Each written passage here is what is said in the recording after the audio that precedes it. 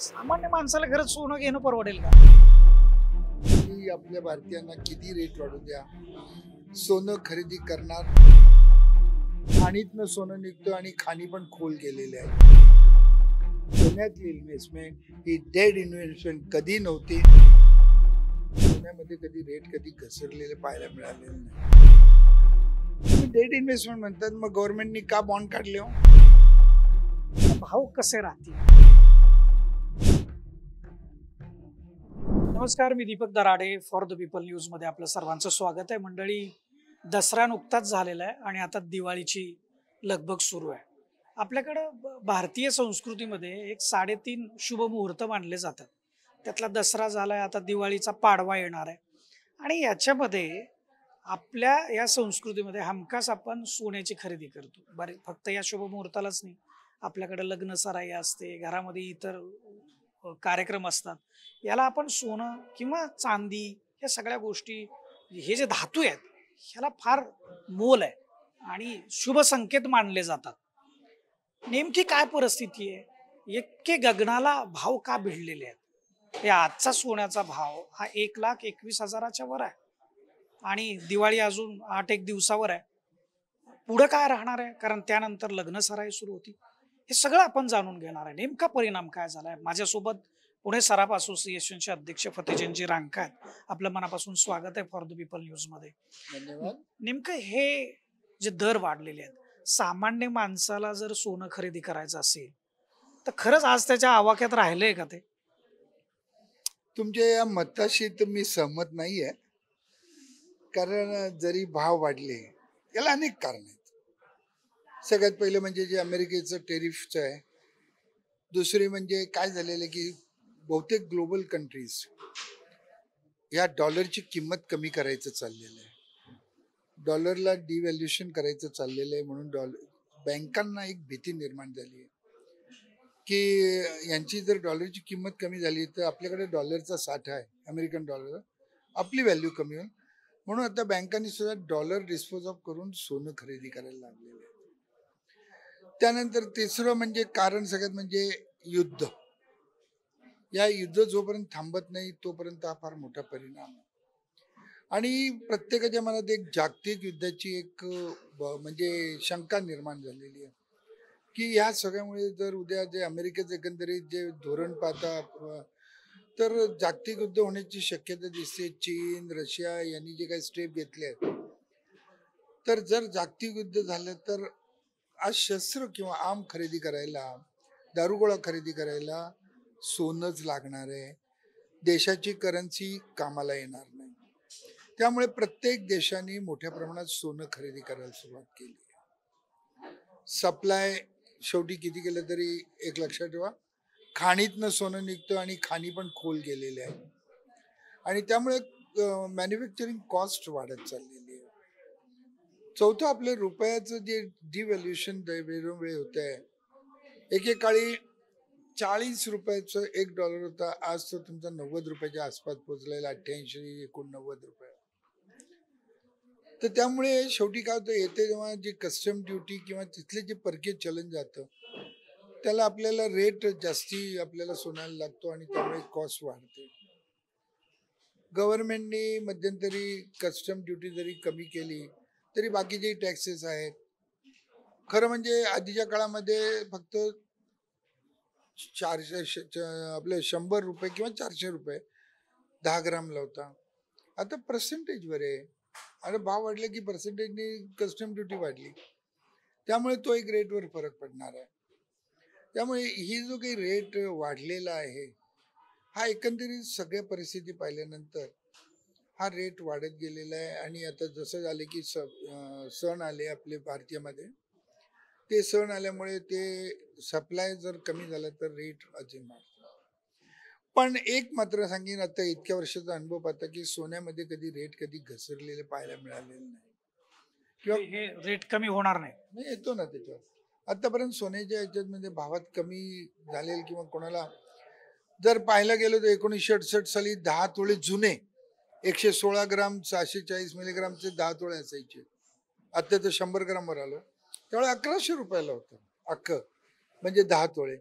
तर तो आता दिवसेंदिवस फरक पडलेला आहे. एकंदरीत पाहता तर सगळे म्हणजे लॉजिस्टिक खर्चही वाढलेले आहेत, लोकांचे पगार तर या सोन्याचे भाव जरी उद्या भविष्य काळात जरी कमी आले तर काही फार मोठा फरक पडणार नाही.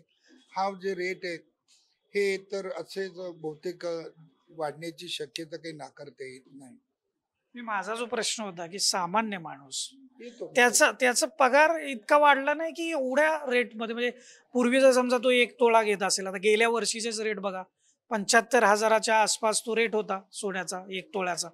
या वर्षी तो 1,21,000 आहे, म्हणजे आजचा दिवस म्हणजे त्याच्यापेक्षा जास्त आहे.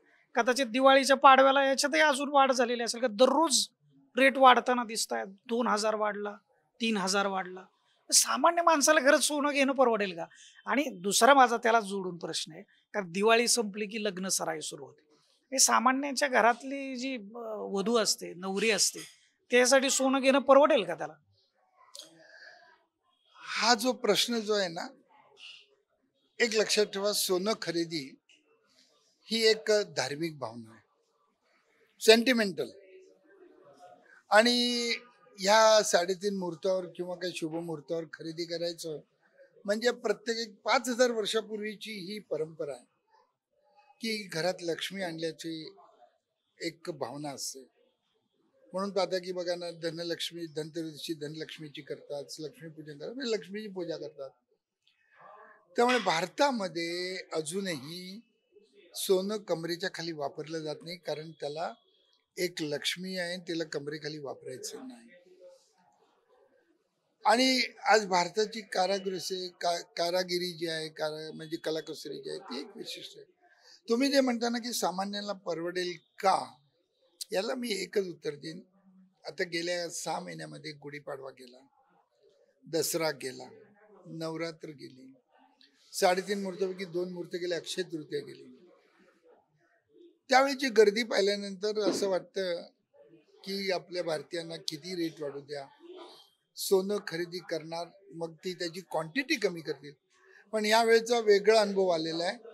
आम्ही म्हणजे लहान लहान वेडणी करून ठेवली होती, म्हटलं बाबा मोठी जाणार नाही, पण लहानपेक्षा मोठी वेडणी 5 ग्राम 10 ग्रामची गेली.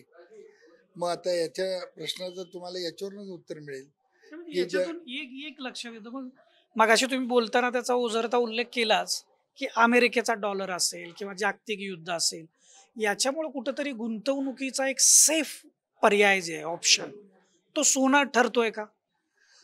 मी गेल्या कित्येक वर्षांपासून माझं एकच स्टेटमेंट आहे, तुम्हाला गुंतवणूक करणं ही अत्यंत सोयीस्कर आणि करेक्ट आहे. आयत्या वेळेला 11th वरला मग ऍडमिशन असो, कॉलेजचे ऍडमिशन असो, हॉस्पिटलायझेशन असो, आयत्या वेळेला घरामध्ये काही अडचण आली असेल, कार्यक्रम असो, लग्न असो, याच्यासाठी तुम्हाला जी कॅश लागते ती काय तुमची जमीन विकून लवकर येत नाही किंवा शेअर विकून लवकर येत नाही. ही तुम्हाला तुमच्या सोन्याच्या ह्याच्यातनं तर सगळ्यात 3 इन्व्हेस्टमेंटपैकी सगळ्यात उत्तम आणि सेफ आहे. आणि दुसरी गोष्ट, का हो, जमीन जेव्हा उत्खनन करतात तेव्हा अनेक वेळा सोन्याची हंडी सापडतात किंवा सोन्याचे दागिने सापडतात. याचं कारण काय? सोनं कित्येक वर्ष जरी जमिनीत राहिलं तरी त्याला गंज येत नाही, नोटांना वाळवी लागेल, परंतु सोन्याला काही होत नाही. आहे त्याच परिस्थितीमध्ये, आहे त्याच प्युरिटीमध्ये राहतं. आणि म्हणून लोक सोनं एक खरेदी करतात. आणि एक अजूनही संपूर्ण आशिया खंडात पाहिलं गेलं तर भारतात जे कन्झम्पशन आहे, आज 900 टन आयात होतं, जवळजवळ 350 ते 400 टन रिसायकलिंग आहे. आणि म्हणून याला आज संपूर्ण मोठा, आणि GDP मध्ये जवळजवळ 7% वाटा आहे या सोन्याचा. आणि म्हणून सोन्यात भारतात तरी नाही. आणि लग्न सराई, तुम्ही म्हणता ना लग्न सराई आली, आणि हे एक लक्षात ठेवा की लग्नात मंगळसूत्र लागणार, 4 नाही तर 2 बांगड्या लागणार, एक अंगठी कानातलं लागणार, हे मिनिमम. आणि लोक सेव्हिंग करून ठेवतात, त्यांना माहिती आहे माझ्या मुलीचं लग्न आहे किंवा मला येतं ते हे होतं, त्यामुळे त्यांना जनरल काही फरक पडत नाही. आणि ही वेडणी जी एक स्वरूप आलेलं आहे, दर महिन्याला बजेटप्रमाणे खरेदी करतात आणि सेव्हिंग करतात, आणि दिवाळी आली की त्याचे दागिने बनवतात किंवा लग्न आलं तर. ह्या लग्न सराईला एक लक्षात ठेवा, मोठ्यांना काही फरक पडणार नाही, मीडियम क्लासला काही नाही फरक पडणार. हा फरक जो पडेल हा एक जो आपला जो एक मीडियमपेक्षा कमी आहे त्यांना फरक पडेल, त्यांच्याकडे क्वांटिटी कमी होईल पण तो अमाऊंट तीच राहील. एक प्रश्न आहे तुम्हाला विचारला तर खरं तर आवडणार नाही तो, पण अर्थतज्ञ जगभरातले आहेत ना, ते असं म्हणतात की सोन्यातली इन्व्हेस्टमेंट ही डेड इन्व्हेस्टमेंट आहे. हा, हे तर- त्याचा बाजारपेठ किंवा विकास दर जो आहे त्याच्याशी काही संबंध फारसा राहत नाही. तर याच्याकडे तुम्ही कसं बघता? तुम्हाला सांगतो, ही चुकीची कल्पना आहे. हे मुद्दामून काही अर्थतज्ञांनी एक जनरल तरुणांचं माइंड डायव्हर्ट करण्यासाठी केलेली आहे, किंवा हे म्युच्युअल फंड वगैरे ह्या लोकांनी यामध्ये डायव्हर्ट करण्याचा प्रयत्न केला आणि डेड इन्व्हेस्टमेंट म्हटलेलं आहे. मला त्याच्या मागे षडयंत्र वाटतं. एक 100%. आणि याच्यातलं उत्तर मी तुम्हाला देतो. गेल्या वर्षीचे आणि ह्या वर्षीमध्ये 100% म्हणजे आज डबल जो रेट झालेला आहे, किती पर्सेंटमध्ये वाढला तो? कोणी दिलं? कुठल्या शेअरनी दिलं का जमिनीने दिलेत? कोणी दिलेलं नाही.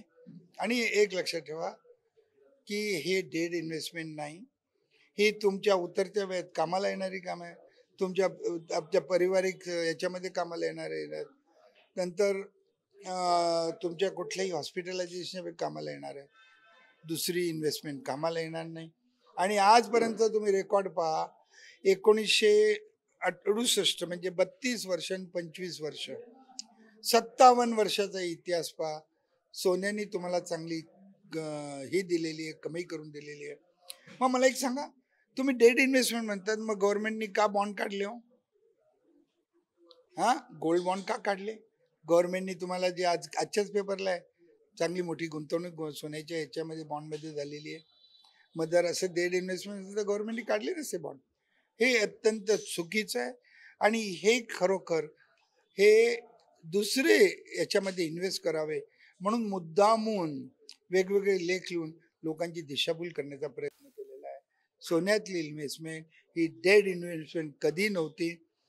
तुम्हाला एक सांगतो, माझं उदाहरण देतो. माझी आई म्हणजे एकदम अंगठेबाददार होती, पण ती रोज दुकानातनं काही ना काही मोडीतली वस्तू घेऊन जायची. आणि तुम्हाला सांगतो, आम्हालाही माहीत नाही तिच्याकडे केव्हा, जेव्हा तिने आम्ही लक्ष्मी रोडचं दुकान उघडलं, सगळं सोनं काढून दिलं, आणि त्यामुळे मला बाहेरनं कुठलंही कर्ज घ्यावं लागलं नाही आणि लक्ष्मी रोडचं दुकान झालं आणि यातनं आम्ही पुढे चालतो. एक आता शेवटचा प्रश्न विचारतो, कारण आता दिवाळी आहे, दिवाळीचा पाडवा आहे आणि लोक खरेदीसाठी निश्चितपणे येतील आणि पुढे लग्न सर आहे. नेमके भाव कसे राहतील, काय अंदाज तुमचा तज्ञ म्हणून? माझ्या मते तर आता जी काही भाववाढ झालेली आहे ती याच्या पुढे जास्ती वाढायची शक्यता कमी आहे. ते स्थिर राहण्याची शक्यता जास्ती आहे, कारण कसा सप्लाय होतो याच्यावर आहे. पण कोणाची जर काही मध्ये, मी काल मला एकाने प्रश्न विचारला की कुठनं तरी दिल्लीतनं एक न्यूज आली होती ऑनलाईन की डस्टिक कमी होतील, ती चुकीची आहे. त्याला कुठलंही तारतम्य नव्हतं, कुठलंही रिझनिंग नव्हतं. पण आत्ता एकंदरीत बाजाराची वाटचाल पाहता लोकांचे जे एकदम जे भाव वाढायला लागले, ह्याच्यावरनं तर नक्की आहे की या दिवाळीमध्ये कमी होण्याची शक्यता तर कमी दिसते.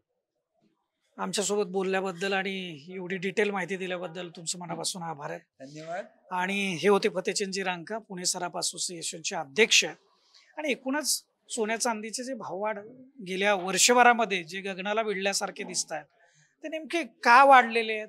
सोन्यातली गुंतवणूक, चांदीमधली गुंतवणूक ही सेफ आहे का, ती डेड इन्व्हेस्टमेंट आहे का, या संदर्भामध्ये त्यांनी अगदी दिलखुलासपणे उत्तरं दिलेली आहेत. येणारी दिवाळी आहे, त्यानंतर लग्न सराई आहे.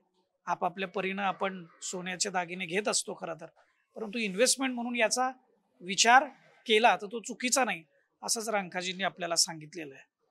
कॅमेरामॅन रोहित वनकटेसह मी Deepak Darade, for the People News, Pune.